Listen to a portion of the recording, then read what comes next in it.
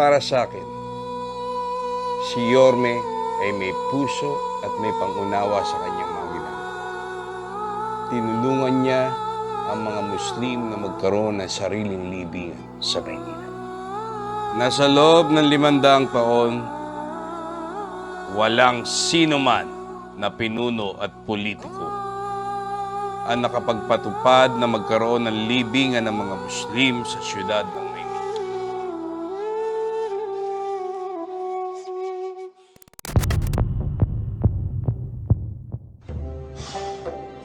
Gaano ka-importante itong sementeryo na to para sa mga kapatiran natin Muslim?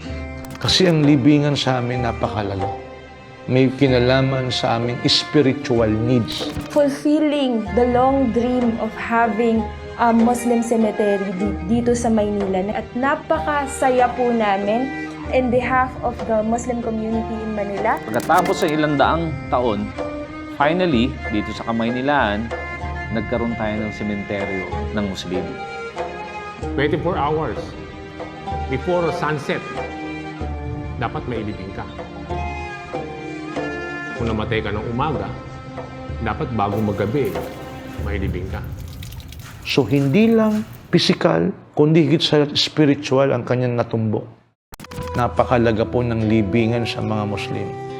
Ang aming concern, higit pa nga sa pagkakaroon ng sariling lupa o bahay. So yun ang obligasyon namin. At kami may naniniwalang may gantimpala sa Diyos kapag inasikaso namin ang patay.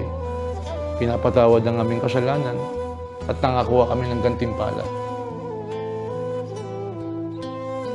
Dito naman sa Kalakhang, Maynila, talagang kailangan ng mga Muslim ang libingan dahil wala silang mga lupain dito na doon ilaga o doon ilibing ang kanilang namatay na pamilya o nasawi.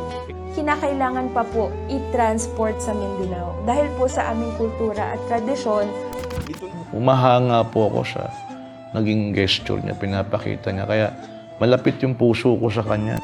Si Isko Moreno, ito yung mayor na malapit sa mga Muslim, hindi lang sa salita, kundi sa gawa. Tadhana na yata ng Panginoon na dahil sa kabutihang loob, kabutihang puso ni Mayor Moreno, na bigyan talaga ng mga sariling himlayan ang mga Muslim dito sa pusod ng Maynila.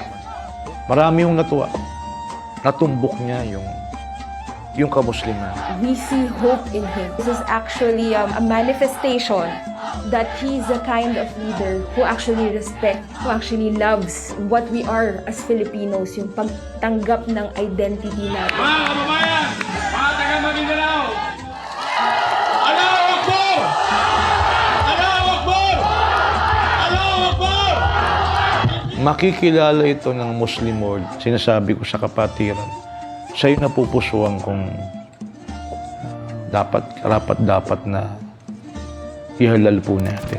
Rest assured to each and every one of you here, when we fail, babangon kami agad. We'll do it again. When we succeed, we guarantee you we'll innovate. We'll make it farther and reach more. We will be with you. Nobody will be left behind.